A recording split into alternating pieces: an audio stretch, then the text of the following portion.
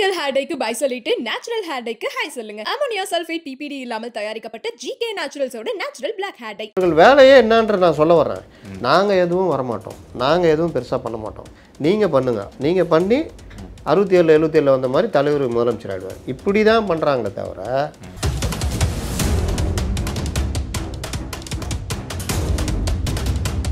ஒரு ஆண்மை உள்ள தலைவர்னா நான் ஆட்சிக்கு வந்தால் இதை மறு விசாரணை பண்ணுவேன். ஒரு அதிகாரியை நான் விட மாட்டேன். இதற்கு பின்னாடி யார் இருக்காங்களோ விட மாட்டேன். இவர்களுக்கு தாவேகா துணை நிற்கும். சட்ட ரீதியாகவும் ஆட்சிக்கு வந்தால் அலுவல் ரீதியாகவும் நாங்கள் இருப்போம். ஒரு அதிகாரி கூட விட மாட்டோம். இதில் பேசணும்ல. என்னையா கவின் யார் உங்களுக்கு எனக்கு தெரியுமா? என்னையா அநியாயமாக இருக்குது. ஒரு பொண்ணை விரும்பிட்டான், எதாவது பண்ணுங்கயா, அவனை ஏதாவது பண்ணு, இல்லை அவன் மனசை மாற்றி, இல்லை உன் பொண்ணை மனசை மாற்றி வேறு மாப்பிள்ளை கட்டி கூட அவன் என்ன பண்ண போகிறான்? அந்த கோவம் நமக்கு வருது, உங்களுக்கு வருது, எனக்கு வருது இல்லை? ஏன் விஜய்க்கு வரல? இன்னை வரைக்கும் திமுகவை எதிர்த்து இவர்கள் பெரிதாக டே டு டே எதுவுமே பேச ஆரம்பிக்கல. இப்போ இந்த ஆணவ படுகொலையிலேருந்து இல்லை, ஆணவ படுகொலைக்கு எதிராக சட்டம் கொண்டு வரணும்னு கூடகிற திருமாவளவனே இன்றைக்கி சொல்கிறாரு. நாங்கள் போய் அமித்ஷாட்ட கொடுத்துட்டோங்க, எதுவும் பேச மாட்டேன், ஆனால் நாம் வெற்றி பெறுவோம். அதற்கு நீங்கள் எல்லாம் உங்கள் கை காசெல்லாம் போட்டு கஷ்டப்பட்டு உழைங்க. இதுதான். இப்போ இந்த கஸ்டோடியல் டெத்துலாம் கூப்பிட்டு வந்து காமிச்சாரு சார், அது மக்கள் பிரச்சனை தானே? கஸ்டோடியல் டெத்து போனார், கவின் டெத்துக்கு போனாரா? இல்லை, எதிர்கட்சி தரப்புல எல்லாமே ஒரு ஒன் வீக் லேட்டாக தான் ரியாக்டே ஆகுறாங்க. அதை தான் சொல்கிறேன். மக்களும் லேட்டாக ரியாக்ட் ஆவாங்கன்றாங்க. நீங்கள் வாட்டில் அந்த வடிவேல் படத்தில் திறந்து வச்சுருப்பான ஒரு ஹோட்டலு, நாங்களே போர் அடிக்குதுன்னு ஒரு ஹோட்டலில் திறந்து வச்சுருந்தா நீங்கள் வந்து ஊத்தப்பம் போடு, அது எப்படி போடுந்துக்கிற அப்படின்வான். அந்த மாதிரி தானே இருக்குது. பலரும் தாக்கப்படுறாங்க. கத்தி குத்து சம்பவங்கள், எம்ஜிஆர் உயிருக்கு ஆபத்து, திரைப்படம் வெளியாவதில் சிக்கல், இப்படிலாம் பண்ணி பேசி பண்ணி எல்லாம் பண்ணி 77 4 முனை போட்டியில் எம்ஜிஆர் ஆட்சியை பிடிக்கிறார். எவ்வளோ பெரிய நீண்ட போராட்டம், 5 ஆண்டுகள். ரொம்ப சிம்பிளிஃபை பண்ணுறீங்க. 67 and 77 போல் வரும் யாருக்கு வரும்ன்றதான் மேட்ரு. அந்த ஒரு குறைந்தபட்ச கேள்வி கூட விஜய்கிட்ட இருந்து வரலையே. நான் கேட்குறேன், நீங்கள் தாவேகால சினிமா துறையிலிருந்து யாராவது இருக்காங்களா சொல்லுங்கள். ஒரு நடிகர் தான் ஆரம்பிச்சு, எம்ஜிஆர் கட்சி ஆரம்பித்தப்போ எத்தனை நடிகர்கள் எம்ஜிஆர் பின்னாடி அணிவகுத்தார்கள்? தாவேகா ஆரம்பித்து கலைத்துறையிலேருந்து எத்தனை பேர் வந்திருக்காங்க? இதே இந்த எல்லாமே நான் தான், என்னை தாண்டி தான் எல்லாம் அப்படிங்கிற எண்ணம் வந்து எவ்வளோ நாள் கட்சி போகும்? கட்சி 26 வரைக்கும் போகும். அதுக்கப்புறம் அந்த படம் நடிக்கிறது அந்த மாதிரி மறுபடியும் போயிடுவார். ஆமாம், வேற என்ன?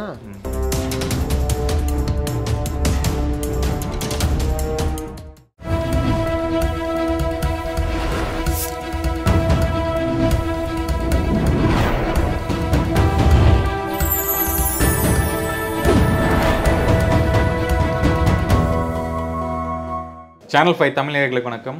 இன்றைய நேர்காணலில் நம்முடன் இணைந்திருப்பவர் மூத்த பத்திரிகையாளர் திரு அப்துல் முத்தலீஃப் அவர்கள். வணக்கம் சார். வணக்கம். மிகப்பெரிய அசுர பலம், மிகப்பெரிய அதிகார பலத்தை தாண்டி 67 77 தேர்தல் எப்படி நடந்து வெற்றி பெற்றாங்களோ அந்த மாதிரி 26 தேர்தலில் நம்ம வெற்றி பெறுவோம் அப்படின்ட்டு தாவேகா தலைவர் விஜய் பேசியிருந்தார். நீங்கள் பார்த்துருப்பீங்க. அந்த ஸ்டேட்மெண்ட்டுக்கு உங்களுடைய வியூ என்ன சார்? 67 தேர்தல் 77 தேர்தல் மாதிரி மாற்றம் வந்தது. அதே மாதிரி 26 மாற்றம் வரும். நீங்கள் வெற்றி பெறுவீங்களா தான் மேட்ரு. வெற்றி பெறுவோம் அப்படின்னு ஆனால் மக்கள் பிரச்சனையை நான் பேச மாட்டேன், எதுவும் பேச மாட்டேன், ஆனால் நாம் வெற்றி பெறுவோம். அதற்கு நீங்கள் எல்லாம் உங்கள் கை காசெல்லாம் போட்டு கஷ்டப்பட்டு உழைங்க. இதுதான். இப்போ இந்த கஸ்டோடியல் டெத்துலாம் கூப்பிட்டு வந்து காமிச்சாரு சார், அது மக்கள் பிரச்சனை தானே? கஸ்டோடியல் டெத்து போனார், கவின் டெத்துக்கு போனாரா? அப்படி ஒன்று நடக்கவே இல்லையா? நாடே இன்னைக்கு கொந்தளிச்சு போயிருக்குது. இல்லை, எதிர்கட்சி தரப்புல எல்லாமே ஒன் வீக் லேட்டாக தான் ரியாக்டே ஆகுறாங்க. அதை தான் சொல்கிறேன். மக்களும் லேட்டாக ரியாக்ட் ஆவாங்கன்றாங்க. நான் பார்ட் டைம் அரசியல்வாதி, நான் பிக் பாஸ் பண்ணுவேன், நான் நடிப்பேன், நடுவில் வந்து உங்களுக்காக பேசுவேன், எப்போவாவது ட்வீட் பண்ணுவேன்னா ரைட் அப்படியே இருங்கன்னு தான் கமல்ஹாசனுக்கு மக்கள் மரியாதை கொடுத்தாங்க. அப்புறம் டிவியை உடைச்சிட்டு எந்த டிவி யாருக்காக உடைச்சாரோ அங்கே போய் வாசலில் நின்னாரா இல்லையா? நீங்கள் எப்படி ஏன் நான் என்ன கேட்குறேன், 70 வயதை கடந்தவர் தானே எடப்பாடி பழனிசாமி. ஏன் அவர் நம்ம மூட்டு பிரச்சனை இருக்குது, அவருக்கு தெரியும்ல, அவர் இப்போ ஆப்ரேஷன் பண்ண வேண்டிய நிலமையில் இருக்கார். ஆனாலும் அவர் ஓய்வு இல்லாமல் மாவட்டம் முழுவதும் சுற்றிக்கிட்டு இருக்கார். ஏன் நான் டிசம்பரில் ஆரம்பிச்சிக்கிறேன்னு ஏன் சொல்லலை? ஏன் இப்போ சுற்றுறாரு? இதே பிரச்சனை இருந்தது, ஹாஸ்பிட்டலில் அட்மிட் ஆனார். வந்த பிறகு அவருடைய வேலையை பார்த்துட்டு இருக்காரு. ஹாஸ்பிட்டலில் இருந்தாலும் களம் சூடு பிடிச்சிருச்சு, அதனால் கிளம்பிட்டாரு. என்ன பண்ணுறீங்க நீங்கள் சொல்கிறீங்க லேட்டாக தான் ரியாக்ட் பண்ணுவாங்கன்னு. அது என்ன லேட்டாக ரியாக்ட் பண்ணுறது? இல்லை, அதான் பண்ணிகிட்டு இருக்காருன்னு சொல்கிறேன். அதான் அது என்ன அதுன்ற. நீங்கள் இதுக்குன்னு வந்துட்டீங்க, அப்போ நீங்கள் அந்த வேலையை தானே பண்ணணும். நீங்கள் வாட்டில் அந்த வடிவேல் படத்தில் திறந்து வச்சுருப்பானு ஒரு ஹோட்டலு, உள்ளே திடீர்னு உள்ளே போயிடுவார் வடிவேல். போயிட்டு ஊத்தப்பம் இருக்காண்ணா இருக்குண்ணே, எப்படி ரெடி பண்ணுன்னு சொல்கிறீங்கன்னு எல்லாம் சொல்லுவார். எல்லாத்தையும் கேட்டாவன் சாருக்கு ஒரு ஊத்தப்பம் பார்சல்னு கோவம் வந்துடும். இவர் போட்டு அவர் அடிக்க, அப்புறம் அந்த கல்லாலகரவன் வந்து சேர்ந்து அடித்தா அப்போ ஒரு வார்த்தை சொல்லுவாங்க தெரியுமா, நாங்களே போர் அடிக்குதுன்னு ஒரு ஹோட்டலில் திறந்து வச்சுருந்தா நீங்கள் வந்து ஊத்தப்பம் போடு, அது எப்படி போடுன்னுக்கிற அப்படின்வான். அந்த மாதிரி தானே இருக்குது. நாங்களே போர் அடிக்குதுன்னு ஒரு கட்சியை திறந்து வச்சுருந்தா நீ வந்து இங்கே என்ன பண்ணுற, அதுக்கு போனியா, இது பண்ணியா, இதுக்கு பேசுனியா, திமுக எடுத்து பேசினியான்ற என்ன நினச்சிக்கிட்டு இருக்கிற அப்படின்னு தானே இப்போ நம்மளெல்லாம் அடிக்கிறாங்களே. என்ன சொல்லிட்டு அடிக்கிறாங்க, நாங்களே போர் அடிக்குதுன்னு. அப்போது ஒரு கட்சி இப்போ எம்ஜிஆர் சொல்கிற 67 வந்தார்கள், இது எங்கேருந்து கண்டுபிடிச்சி கொண்டு வந்தாங்கன்னு தெரில, இவங்களுக்கு யார் சொல்லி விளங்க வைக்கிறதுன்னு தெரில. அந்த இவர் ஆதவர்ஜுனா தான் அதை ஆரம்பித்தார். 67 அண்ணா முதல் முறையாக ஒரு மாற்றத்தை கொண்டு வந்தார். ஒரு பெரிய நீண்டகால அரசை வீழ்த்தியார்கள். அதற்கு பிறகு 77 எம்ஜிஆர் கட்சி ஆரம்பித்த உடனே பிடிச்சாருன்னு இது நான் ட்விட்டர்லேயே போட்டேன். 67 அண்ணா பிடிச்சாலும் நீங்கள் திமுகவுடைய வரலாறுன்னு எடுத்துக்கிட்டால் திராவிடர் கழகமாக அண்ணா அதில் இருக்கார், கலைஞர் இருக்கார், என்வி நடராஜன், பல தலைவர்கள். அது கட்சி திமுகவுக்கு பின்னாடி வந்தவங்க காங்கிரஸ்லேருந்து வரல, திராவிடர் கழகத்தில் இருந்த அந்த டீமு, திமுக அந்த ஒரு டீமு அப்படியே இவர் கூடயே ட்ராவல் பண்ணால் நம்ம கதை கந்தல் தான், எப்போ நம்ம ஆட்சிக்கு வர்றதுன்ட்டு கண்ணீர் துளிகள் அப்படின்ட்டு பெரியார் ஒரு கதை கட்டி வெளியே வந்தாங்க. 49 செப்டம்பர் 17 பெரியார் பிறந்த நாளில் தான் தொடங்குறாங்க. 49 தொடங்கினோன்னா 49 50 ஆட்சி பிடிச்சாங்க. 49 தொடங்கி 52 தான் முதல் பொது தேர்தல், அதாவது குடியரசு இதாக மாறி தேர்தல் நடைமுறை வரப்பொழுது 52 தேர்தலில் இவர்கள் போட்டியிடவில்லை. ஏன்னா சென்னை மாகாணம்னு இருந்தது, ஒருங்கிணைந்த சென்னை மாகாணம், ஆந்திரா, தெலுங்கானா, இந்த சைடு திருவிதாங்கூர் எல்லாம் சேர்ந்து சென்னை மாகாணமாக இருந்தது. இவர்கள் அந்தளவுக்கு சக்தி இல்லை, போட்டியிடலை. 57 எலெக்ஷனில் இவர்கள் போட்டிடுறார்கள், 13 தொகுதி ஜெயிக்கிறாங்க. இவர்கள் பதிவே பண்ணல, கட்சியை சுயேட்சையாக தான் போட்டிடுறாங்க. அதனால அண்ணாலேருந்து எல்லாம் தோற்று போயிடுறாங்க, சின்னம் கிடையாது. நீங்கள் இவர்களுடைய ராஜாஜி காங்கிரஸ் விட்டு வெளியே வந்து சீர்திருத்த காங்கிரஸ்னு ஆரம்பித்து அவர் ஒரு 14 ஜெயிக்கிறார். அந்த லெவலில் தான் திமுக இருக்குது, ஒரு பெரிய கட்சியாலாம் கிடையாது. காங்கிரஸ் 154 தொகுதிக்கு மேலே ஜெயிக்கிறாங்க. 154 எங்கே, 13 எங்கே. 62 எம்ஜிஆர், எஸ்எஸ்ஆர், என்எஸ் கிருஷ்ணன், கேஆர் ராமசாமி, இவங்க திரைத்துறை பிரபலங்கள் அது இதுன்னு சேர்ந்து ஒரு பல வகையில் இவர்கள் ஐம்பெரும் தலைவர்கள் பேச்சு, கலைஞருடைய வசனம் அது இதுன்னு வரும்பொழுது 62 50 சீட்டு. அப்பவும் காங்கிரஸ் தான் வெயிட்டாக இருக்குது. அதற்கு பிறகு காமராஜர் விலகுறார், தேசிய லெவலில் நான் போகிறேன் பிளான் போட்டு பக்தவச்சலத்தை 64 முதலமைச்சர் ஆக்குறாரு. அதற்கு பிறகு இவர்களுக்கு சாதகமான ஒரு இது நடக்குது. 65 தேசிய கல்விக் கொள்கையில் இந்தியை கட்டாய பாடமாக ஆக்குறாங்க. ஒன்றே மொழி போர், இந்தி திணிப்பு, ஆச்சா பூச்சா. அதற்கு பிறகு அரிசி பஞ்சம் வருது. இந்த மாதிரி பிரச்சனைகள் அது இதுன்னு இவர்கள் பல இயக்கங்கள் நடத்துகிறாங்க, பல மாநாடுகள், கருத்தரங்கங்கள். இதுக்குள்ளே திமுகக்குள்ளே பிளவு, சம்பத்து தலைமையில் ஒரு டீம் வெளியே போகுது. சம்பத் யாருன்னா பெரியாருடைய அண்ணன் பையன், அண்ணாவுக்கு ஈக்குவலாக ஒரு தலைவராக இருந்தவர், சொல்லின் செல்வர்னு சொல்லுவாங்க. அவர் ஈவிகே சம்பத், ஈவிகே சிலங்கோன் இருக்கார்ல, இறந்து போனார்ல அவங்க அப்பா. அவன் ஈவிகே சம்பத்து, கண்ணதாசன், இந்த மாதிரி சிவாஜி கணேசன் அவர் காங்கிரஸுக்கு போகிறாரு. இந்த மாதிரியும் ஏற்றத்தாழ்வுகளை சந்திச்சுக்கிட்டே இந்த கட்சி வருது. 67 அரிசி பஞ்சம் நான் வந்தப்போ 3 படி நிச்சயம், லட்சியம் 1 படி நிச்சயம் அப்படின்ற அந்த வாக்குறுதி பெரிய லெவலில் மக்கள்கிட்ட போய் சேர்ந்துச்சு.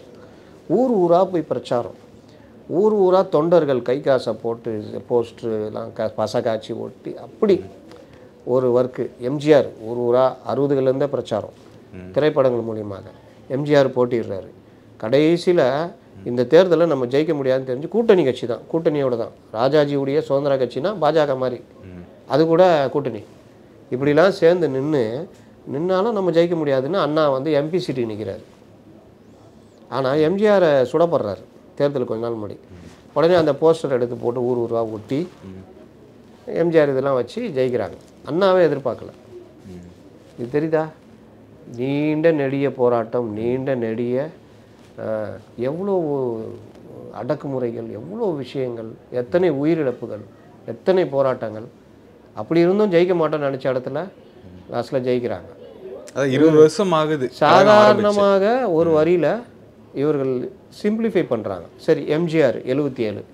எம்ஜிஆர் 72ல் விரட்டப்படுறாரு, திமுக விட்டு வெளியேற்றப்படுகிறார். அன்னைக்கு எம்ஜிஆர் கூடயே ஒரு 12-13 எம்எல்ஏக்கள் திமுகலேருந்து வர்றாங்க. பன்ருட்டி ராமச்சந்திரன்லேருந்து இவர் எஸ்டி சோமசுந்தரம், காளிமுத்து, சீமானுடைய மாமனார், இந்த மாதிரி பலரும் வெளியில் வர்றாங்க. மதியழகன், எஸ்எஸ்ஆர், எம்ஜிஆரும் ஒரு எம்எல்ஏ, ஆலடி அருணா, நீ பூங்கோதை இருக்காங்கல்ல அவங்க அப்பா, இந்த மாதிரி பலரும் வெளியில் வர்றாங்க எம்ஜிஆருக்கு ஆதரவாக. இது இல்லாமல் 2-3 இடைத்தேர்தலில் எம்ஜிஆர் ஜெயிக்கிறார். இது திண்டுக்கல் இடைத்தேர்தலில் ஆளுங்க சேர்த்து ஜெயிக்க முடியுமா? ஜெயிக்கிறாரு. இதில் கோயம்புத்தூரில் அரங்கநாயகம் அப்புறம் அமைச்சரெல்லாம் இருந்தார். சிங்காநல்லூர் தொகுதியில் இடைத்தேர்தலில் ஜெயிக்கிறார், நிரூபிக்கிறார். இதை விட பூலாவரி சுகுமாரன் போன்ற பலர் படுகொலை செய்யப்படுறாங்க, பலர் தாக்கப்படுறாங்க, கத்தி குத்து சம்பவங்கள். எம்ஜிஆர் உயிருக்கு ஆபத்து. திரைப்படம் வெளியாவதில் சிக்கல். படம் எடுக்கிறாரு, படங்களில் கருத்து சொல்கிறார் அதிமுகவுக்கு எதிராக, திமுகவுக்கு எதிராக பாடல்கள், அதனாலே படம் வராது, படம் மிரட்டல், இப்படிலாம் பண்ணி பேசி பண்ணி எல்லாம் பண்ணி 77ல் 4 முனை போட்டியில் எம்ஜிஆர் ஆட்சியை பிடிக்கிறார். எவ்வளோ பெரிய நீண்ட போராட்டம், 5 ஆண்டுகள், நடுவில் இடைத்தேர்தல் வெற்றி. இதெல்லாம் ரொம்ப சிம்பிளிஃபை பண்ணுறீங்க. 67 and 77 போல் வரும். யாருக்கு வரும்ன்றதான் மேட்ரு. உங்களுக்கு வருமா? அந்த ஒரு குறைந்தபட்ச கேள்வி கூட விஜய்கிட்ட இருந்து வரலையே. என்னங்க 67ன்றீங்க, 77 என்ன பேச சொல்கிறீங்க? 67 அது கூட தெரியாமல் பேசுவார் நினைக்கிறீங்களா? வேறு எப்படிங்க? இப்போ நான் சொன்னல இந்த விஷயம்லாம் தெரியுமா அவருக்கு? 67லேருந்து என்னங்க எப்போங்க டிஎம்கே ஆரம்பித்தாங்க? அண்ணா மட்டும்தான் தலைவரா? அண்ணாவுக்கு ஈக்குவலாக அவ்வளோ தலைவர்கள் இருந்தாங்க. அண்ணாவுக்கு பொதுச் செயலாளர் பிரச்சனை இல்லை, அண்ணா பொதுச் செயலாளரா, சம்பத்து பொதுச் செயலாளர்னு பெரிய தகராறு போச்சு 62களில். சம்பத்து பெரிய தலைவர், அண்ணாவோட பெரிய தலைவர், திமுகக்குள்ளே அவ்வளோ மரியாதை. இவர் இருந்தால் சிக்கல்னா அவர் திட்டமிட்டு அவரை ப்ரொவோக் பண்ணுறாங்க. பொதுச் செயலாளர் போட்டியில் அண்ணா பார்க்குறாரு, சம்பத்துக்கு எதிராக நம்ம இது பண்ண முடியாதுன்னு, தம்பி வா தலைமையாக இருக்கவான்னு நெடுஞ்செழியங்களை பொதுச் செயலாளர் பதவி கொடுக்குறாரு. அப்போ அண்ணா எந்த பொறுப்புலையும் இல்லை. அண்ணா தலைவர் பதவி பெரியாருக்குன்றார். அந்த பெரியார் காங்கிரஸ் ஆதரிச்சுக்கிட்டு இருக்காரு. இது இப்படி ஓடும் பொழுது சம்பத்தை ரொம்ப இது பண்ணாலும் சம்பத்து கட்சியை விட்டு வெளியேறி தமிழ் தேசிய கட்சின்னு கட்சி ஆரம்பித்து அப்புறம் காங்கிரஸில் ஐக்கியமாகிறார். இவ்வளோ இடையூறுகளை சந்தித்த ஒரு இயக்கம் வந்தவர்கள்லாம் எத்தனை தலைவர்கள், எத்தனை சினிமா துறையில். நான் கேட்குறேன், நீங்கள் தாவேகால சினிமா துறையிலிருந்து யாராவது இருக்காங்களா சொல்லுங்கள்? ஒரு நடிகர் தான் ஆரம்பித்தோம். எம்ஜிஆர் கட்சி ஆரம்பித்தப்போ எத்தனை நடிகர்கள் எம்ஜிஆர் பின்னாடி அணிவகுத்தார்கள்? தாவேக ஆரம்பித்து கலைத்துறையிலேருந்து எத்தனை பேர் வந்திருக்காங்க? ஒருத்தர். தாடி பாலாஜி உருட்டி இருந்தார். ஓடு தம்பி வாங்க கொஞ்சம், அதான் சொல்லலான்ட்டு இருந்தேன். தாடி பாலாஜி வந்தார், தம்பி கொஞ்சம் வெளியே வாங்க அப்படின்னு புஷி ஆனந்த் கூப்பிட்டு போய் கதவுக்கு வெளியே, இந்த சத்யா படத்தில் வெளியே விடுவானா அந்த மாதிரி வெளியே விட்டு கதவை சாத்திட்டு போயிட்டார். தாடி பாலாஜி என்ன பண்ண முடிஞ்சது? எதுவும் பண்ணல, பதிவு போட்டுக்கிட்டு இருக்காரு என்ன உள்ள வரல அப்படின்னு. ஏன்னா அவருக்கு ஒரு நம்பிக்கை, எதிர்காலத்தில் என்னைக்காவது ஒரு நாள் அப்படின்னு. விஜய் மேலே ஒரு அபிமானம். நண்பர் விஜய்னு சொல்லியிருந்தாரு ஞாபகம், தாடி பாலாஜி வந்த புதுசில். அப்புறம் தலைவர் விஜய்னு மாற்றினார். இல்லை கிட்டத்தட்ட நண்பர் தான், ஆரம்ப காலத்துலேருந்து நடிச்சுக்கிட்டு இருக்காரு. இப்போ போய் சொல்ல முடியுமா தலைவரை பற்றி நண்பருன்றீங்களா நீங்கள் அப்படின்னு? வாங்க அப்படியே போகலாம் அப்படி தோல் மேலே கை போட்டு வெளியே கூட்டு கதை போட்டு போயிட்டார் உள்ளக. இது இந்த எல்லாமே நான் தான், என்னை தாண்டி தான் எல்லாம் அப்படிங்கிற எண்ணம் எவ்வளோ நாள் கட்சி போகும்? கட்சி 26 வரைக்கும் போகும். அதுக்கப்புறம் அந்த படம் நடிக்கிறது அந்த மாதிரி மறுபடியும் போயிடுவார். ஆமாம், வேற என்ன? நீங்கள் தேர்தலில் வெற்றி கிடைக்கிறதுன்றது சாதாரண விஷயம் இல்லை. நான் இப்போ சொன்னேன்ல, திமுக 52லேருந்து 57 தோற்று போகுது, 62 தோல்வி அடையுது, 67 கூட்டணி மூலிமா வெற்றி அடையுது. அதற்கு பிறகு எம்ஜிஆர் எவ்வளோ இது பண்ணி இடையிலே வர்றாரு. நீங்கள் இந்த மாதிரி எதையுமே சந்திக்கலை. என்ன பேசுகிறாரு? 67 77 மாதிரி நம்ம ஜெயிச்சிருவோன்றாரு.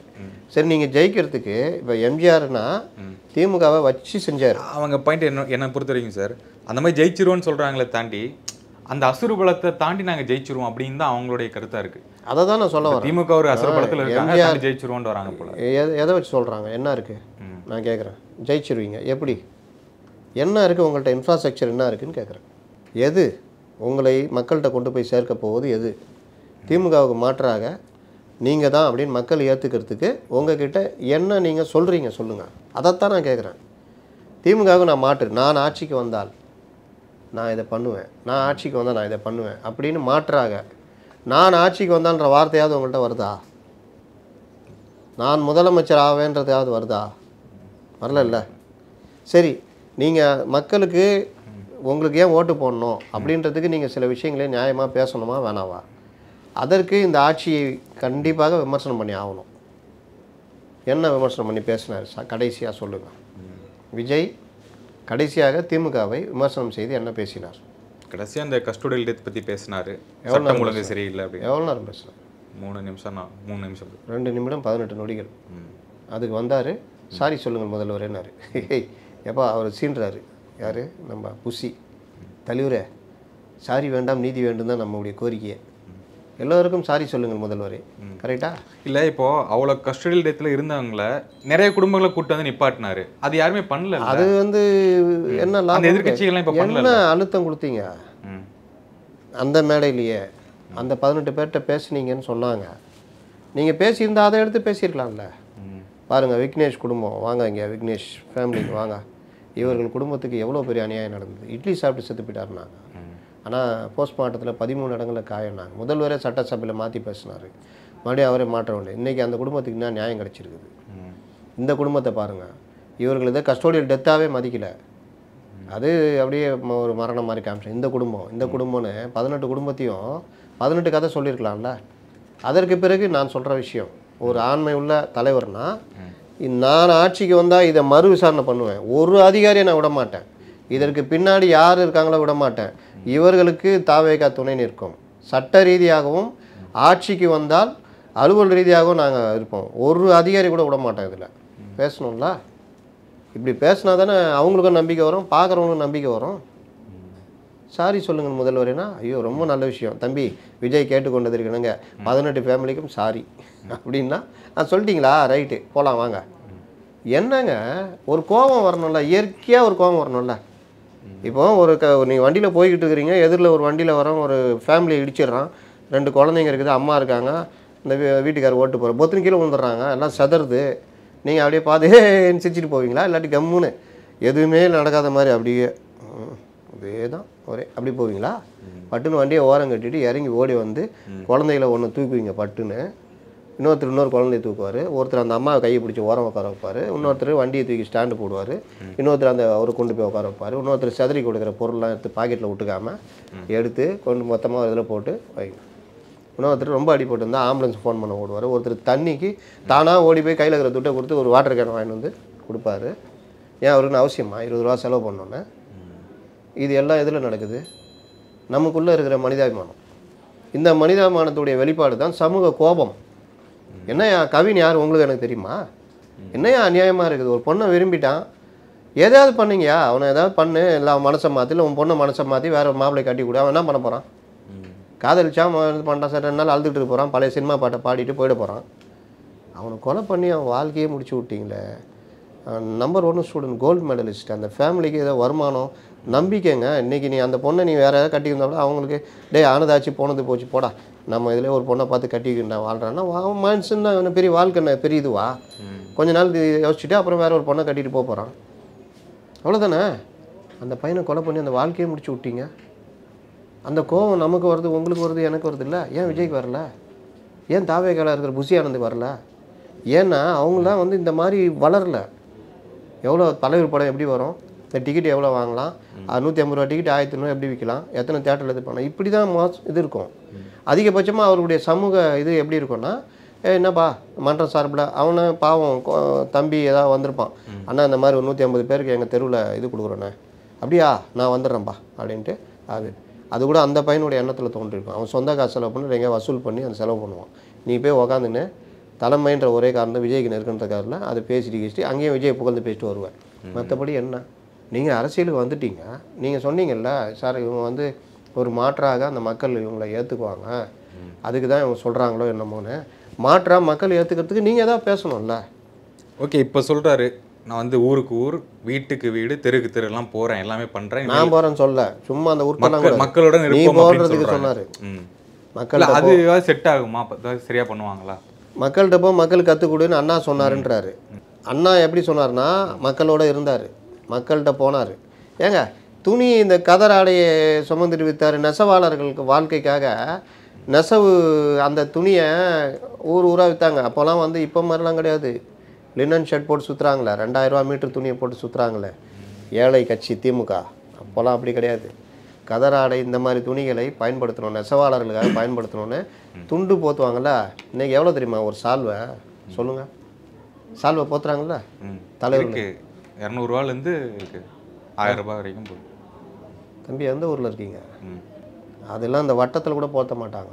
12,000 ரூபா ஒரு சால்வை. ஒரு பட்டு புடவை எடுக்கலாம். திமுகவுக்கு போத்துற சால்வை. ஆமாம், போத்துற சால்வை 12,000 ரூபா, 13,000 ரூபா, 15,000 ரூபா. என்ன நினச்சிங்க? இப்போ அந்த சால்வை ரெடி பண்ணி மறுபடியும் ரீசைக்கிள்லாம் போகுது தெரியுமா? கொஞ்சம் விசாரிச்சிங்க. கட்சியிலேருந்து வர சால்வையே ரீசைக்கிள். ஒரு காலத்தில் இது மாதிரி நெசவாளர்களை வாழ வைக்கணும்னா நம்ம வந்து இந்த துண்டை பயன்படுத்தணும், இதை தான் சால்வையாக அனுப்பி வைக்கணும் தான் அந்த தன்மை வந்தது. அண்ணா அதெல்லாம் எடுத்துகிட்டு ஊர் ஊராக விற்றார். இந்த மாதிரி நெசவாளர்களுக்காக அண்ணா வந்து பண்ணியிருக்காரு. இவர் வந்து சொல்கிறாரு, அண்ணா சொன்னார் மக்களிடம் செல், மக்களோட பழகு இதுன்னு. யாருக்கு சொல்கிறாரு? ஏற்கனவே மக்களோட சென்று மக்களோட சுற்றிக்கிட்டு இருக்கிறான் அந்த பசங்க. யார்? தொண்டர்கள். சேவை செஞ்சுக்கிட்டு வந்து தலைவருக்கு சொல்கிற விஷயத்த தலைவர்கள் கடைபிடிக்க வேண்டிய விஷயத்தை ஏற்கனவே கடைபிடித்து கொண்டிருக்கிற அப்பழுக்கற்ற அற்புதமான அந்த தாவேகா தொண்டர்கள்ட்ட மறுபடியும் ஒரு வலியுறுத்துறாரு. நான் உண்மையாக சொல்கிறேன், அற்புதமான தொண்டர்கள். அவன் அப்படியே நம்புகிறான். ரொம்ப என்ன சொல்கிறது, அப்பாவி தொண்டர். தலைவர் வந்தால் மாற்றிடுவாருன்னு நம்புகிறான். தலைவர் வருவாருன்னு நம்புகிறான். அவனுடைய வாழ்நாள் சேமிப்பு இதுக்கு செலவு பண்ணுறான்.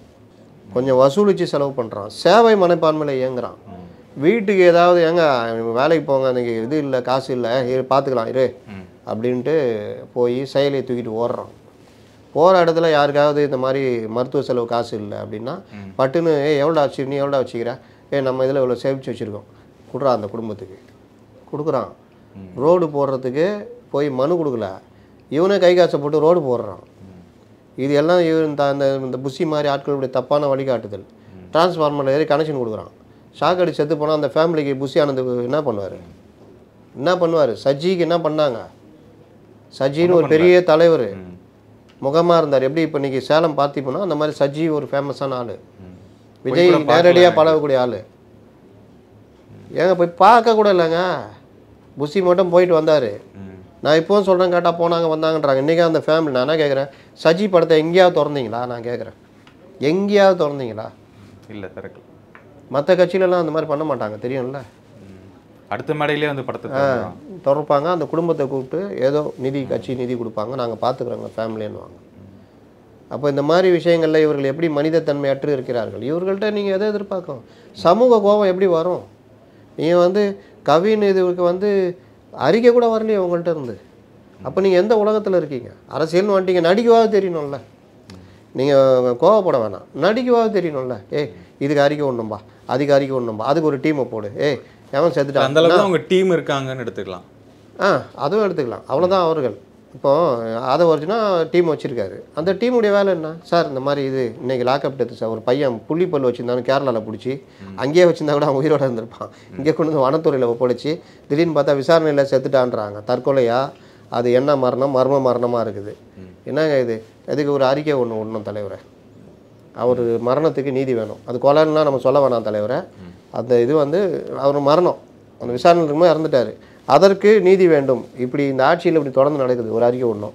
இன்னொரு இடத்துல லாக்கப்பில் கூட்டு போய் எஸ்ஐயை அடித்து மண்டையை உடைச்சிட்டாரு. இதுக்கு இதுக்கு அதுக்கு இதுக்கு அதுக்கு இதுக்கு நீங்களா பண்ண போகிறீங்க? விஜய் எடுத்துகிட்டு ஏம்பா பேப்பர் கொண்டு வா, A4 ஷீட் எடுத்துகிட்டு வா.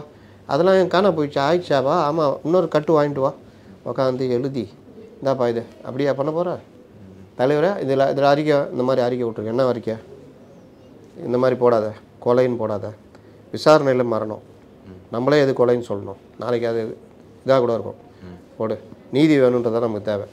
ஆல்டர் பண்ணி எடுத்துகிட்டு வா, இந்தா அறிக்கை. பண்ணுமா வேணாவா? இப்போ சிறு குறு தொழில் 1000 ரூபா தொகை கொடுக்குற. ஆனால் எங்கள் ஆப்பா கடை வச்சுருக்கேன், அந்த அம்மா கிட்ட உரிமை தொகை 250 ரூபாலேருந்து 500 ரூபாலேருந்து 7000 ரூபா வரைக்கும். இதை கண்டிக்கணும் தலைவரை. இதை கண்டிச்சாதான் நம்ம அவங்கள்ட்ட போய் ரீச் ஆகும். அதில் இந்த மாதிரி ஒவ்வொரு விஷயத்திலும் தினம் தினம் தினம் தினம் அந்த கட்சி பரன்னு கட்சி ஆஃபீஸ் எங்கே இருக்கணும்? அறிவாலயம் போங்களேன். ஒருத்தன் வருவான், போவான், வணக்கம் சொல்லுவான், அதை பண்ணுவான், இது பண்ணுவான், அப்படியே சுற்றிக்கிட்டு இருப்பான். பரபரப்பாக தானே ஒரு ஆப் வந்து லான்ச் பண்ணியிருக்காங்க. அதை வாங்கி பாக்கெட்டில் தான் வச்சுக்கணும். உங்கள் செல்லில் 100 ஆப் இருக்குது, அதுக்காக பரபரப்பாக இருக்குது. இந்த செல்லு இந்த டெட்டாக தான் இருக்குது. நீங்கள் உயிர் கொடுத்தா தான் உண்டு. பரபரப்பாக இருக்கும். அந்த தொண்டர்கள் போவான். இல்லை இது ரீச் ஆகுமா அந்த யங்ஸ்டர் மத்தியில், அவங்க கட்சியினர் மத்தியில்? யங்ஸ்டர்ஸ் கொண்டு போவான். அப்போ தான் பல பேர் கட்சி இருக்குன்னு தெரியும், உறுப்பினர் ஆவாங்க. இந்த உறுப்பினர் ஆகிறதுலாம் வந்து கட்சியை கொண்டு போய் பெருசாக சேர்க்காது. சில இடங்களில் பல பேர் சேர்ந்தாங்கலாம் கேள்விப்பட்டேன் மிஸ். ஆப் மூலியமா நீங்கள் இவங்க 2 கோடி, அவங்க 2.5 கோடி, இவங்க 2 கோடி, அவங்க 2 கோடினா வாக்காளர் எண்ணிக்கை 6 கோடி தான். தமிழ்நாட்டு மக்கள் தொகை 8.5 கோடி தான். ஆனால் இவங்க சொல்கிற கணக்கு 10 கோடி தாண்டிடும். சரி, ஒரு கட்சி ஜெயிச்சது போன தடவை, திமுக ஜெயிச்சது கூட்டணி, அதோடைய மொத்த வாக்குகள் எவ்வளோன்னு பார்த்தா 1 கோடியே 40 லட்சமா 50 லட்சமா சம்திங் வரும். 2 கோடி பேர் 2.5 கோடி பேர் திமுக இருக்கிறாங்க, அவனே ஓட்டு போட்டால் வேறு. இப்போ இவங்க 2 கோடின்றாங்க ஏடிஎம்கே. அவர்கள் வாங்கின வாக்கு, அந்த ஏடிஎம்கே வாங்கின வாக்கு 76 லட்சம் 80 லட்சமே என்னமோ தனியாக. ஏன் 2 கோடி பேரும் ஓட்டு போடல? பாஜக 1 கோடின்னாங்கல்ல மிஸ்டு கால், அதில் தானே அவங்க ஃபேமஸ்ஸு. அவங்க ஏன் அவங்க வாங்கின வாக்கு பார்த்தீங்கன்னா மிஞ்சி போனால் ஒரு 30 லட்சம் அப்படி இருக்கும். ஏன் அவர்களுக்கு 1 கோடி பேரும் போடல? இது எல்லாம் வந்து இது கிடையாது. இது ஒரு லைட்டாக ஏங்குறது. இவர்கள் வேலையே என்னன்ற நான் சொல்ல வர்றேன். நாங்கள் எதுவும் வரமாட்டோம், நாங்கள் எதுவும் பெருசாக பண்ண மாட்டோம், நீங்கள் பண்ணுங்கள், நீங்கள் பண்ணி 67 77 வந்த மாதிரி தலைவர் முதலமைச்சர் ஆகிடுவார். இப்படி தான் பண்ணுறாங்களே தவிர அவர்களுக்கான அந்த உதவியோ மற்ற இதுவோ பண்ணுறது கூட இல்லை. அவர்கள் உழைப்பை சுரண்டுகிறார்கள். இந்த தலைமையில் இருக்கவங்க அப்படியே இருக்காங்க, தொண்டர்கள் வேலை செஞ்சுட்டு இருக்காங்க. அவ்வளோதான். நீ போடு, வருவோம், பேசுவோம், போயிடுவோம். தொண்டர்கள் வந்து செயலியை தூக்கிட்டு நீ ஊர் ஊராக போ, வீடு வீடாக போ, 2 கோடி பேரை சேரு. அதுக்கப்புறம் தான் ஆதவ அர்ஜுனா சொன்னார், அடுத்து நம்ம 5 கோடி பேரை சேர்க்கணும்னு. என்னையா கதை இது? எங்கேயாவது நடக்குமா? என்ன விஷயம்னா, நீங்கள் போகிறீங்க, ஒரு வீட்டுக்கு போகிறீங்க, அக்கா பேர் சொல்லுங்கக்கா போடணும். என்னப்பா இந்த மாதிரி தாவேக்கா இதுக்கா? இல்லை, ஒரு நபர் இப்போ 4-5 கட்சியில் இருப்பாங்க போல். ஆமாம், அதான் சொல்கிறேன். என்னடா பிரச்சனை? இல்லைக்கா போடுங்கக்கா, வீட்டுக்கார பேர் சொல்லுங்கக்கா. டேய் என்னடா இது? இல்லைக்கா கட்சி ஆரம்பிச்சோம் தாவேக்காக்கா. சரி போடு, வீட்டுக்கார பேர் சொல்லு. வீட்டுக்கார பேர்லாம் நான் சொல்ல மாட்டேன், நீயா கண்டுபிடிச்சிக்கோ. திருச்செந்தூரில் இருக்கார்ல, என்ன முருகன் அப்படின்னா, பழனிக்கா, போட்டுக்கோ.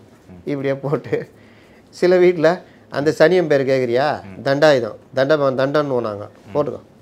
இப்படி ஏதாவது சொல்லி பேர் சொல்லிதுன்னு என் பேர் போட்டுக்கோ, உன் பேர் போட்டுக்கோ. அக்கா அந்த செல்ஃபோன் நம்பர் கொடுக்கா, அது தண்டம், அது ஃபோனே எடுக்காது, என் நம்பர் எழுதிக்கோ. ஒரு வீட்டுக்கு 5 ஓட்டு 10 ஓட்டு இங்கே காமிக்கும் போது தலைவரே பார்த்துன்னுக்கிறாரு. தலைவர் வந்து டெய்லி பார்த்துன்னுக்கிறாராம். தலைவர் வந்து உங்களோட உரையாடுவார். இப்படி சொல்லியே ஒட்டினுக்கிறாங்க. இது ஒரு தலைவர் விஜய்.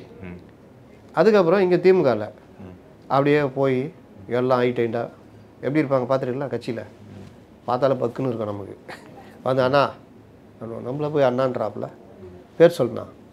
என்னப்பா திமுகவில் நம்ம இதுண்ணா, அதெல்லாம் நீங்கள் அதெல்லாம் ஏற்றுக்கிறீங்களா? ஏற்றுக்கலன்னா விடவா போகிறேன், என்ன பண்ணுறது? சரி பேர் சொல்லுண்ணா. சரி அண்ணி பேரும் சொல்லணும். ஐயோ அண்ணின்னு வேறு சொல்கிறேன், பரவாயில்ல. பார்த்தா வெளியில் போனால் பெருசுன்னு திட்டம், நீ பார்த்தா அப்படி சொல்லணும். சரி போட்டுக்குவா. என்னண்ணா மறந்துடாதுண்ணா திமுக. ஐயோ உதயசூரியன் தான்ப்பா போடுவேன், நம்ம கட்சிக்கு தான் நம்ம எப்பவுமே போட்டுனுக்குறோம். சரிண்ணா மன்சூர்லாம் வச்சுக்காரு.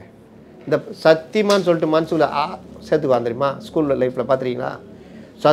சத்தியமாடா அப்படின்வான் மன்சூரில். அந்த மாதிரி எல்லாரும் உறுப்பினர் ஆகிருப்பான். இவங்களும் நான் அந்த வீட்டில் ஆகிட்டு அந்த வீட்டில். ஆனால் அந்த வட்டத்துக்கு தெரியும், ஏய் அவன் சும்மா சொல்கிறாயா, ஓட்டு ஃபுல்லாக ரெட்டையிலைக்கு தான்.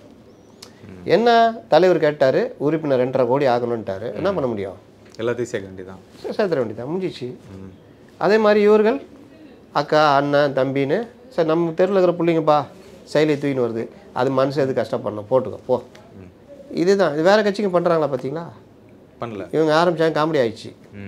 மிஸ் கால் கொடுத்தாலே பாயிலேருந்து எல்லாத்தையும் சேர்த்தாங்க. ஏய் நான் எப்படா சேர்ந்தேன், பாஜகவுக்கு நான் எதிரி, நான் போய் பாஜகவில் அப்படின்னு ரஹ்மான் பாய் யோசிப்பார். நான் எப்போ சேர்ந்தேன், மிஸ் கால் கொடுத்தால சேர்ந்துட்டீங்க அப்படின்னு. அந்த மாதிரி 1 கோடி இப்படிலாம் வந்து தான் இது. இந்த உறுப்பினர்கள் இந்த மாதிரி சேர்றவர்கள் எதற்கும் உதவ மாட்டார்கள். இதை போய் பெருசாக நம்பிக்கிட்டு ஒரு செயலியை கொண்டு போயிட்டு நாங்கள் எதுவுமே மக்கள்கிட்ட போய் சேர மாட்டோம். இன்னொன்று பெரிய விஷயம், இன்னை வரைக்கும் திமுகவை எதிர்த்து இவர்கள் பெரிதாக டே டு டே எதுவுமே பேச ஆரம்பிக்கலை. இப்போ இந்த ஆணவ படுகொலைலேருந்து இல்லை, ஆணவ படுகொலைக்கு எதிராக சட்டம் கொண்டு வரணும்னு கூட இருக்கிற திருமாவளவனே இன்னைக்கு சொல்கிறாரு.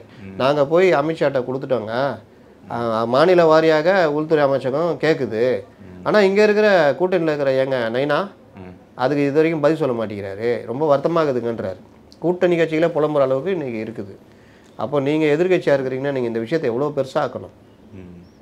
இதுதான் பிரச்சனை. இதெல்லாம் கடந்து போனால் தான் இவர்கள் போக முடியும். அதுக்குள்ளேயும் தேர்தல் முடிஞ்சிடும் போல். ஓகே சார், தொடர்ந்து பேசும். நேர்காணல் மிக்க நன்றி. வணக்கம் சார்.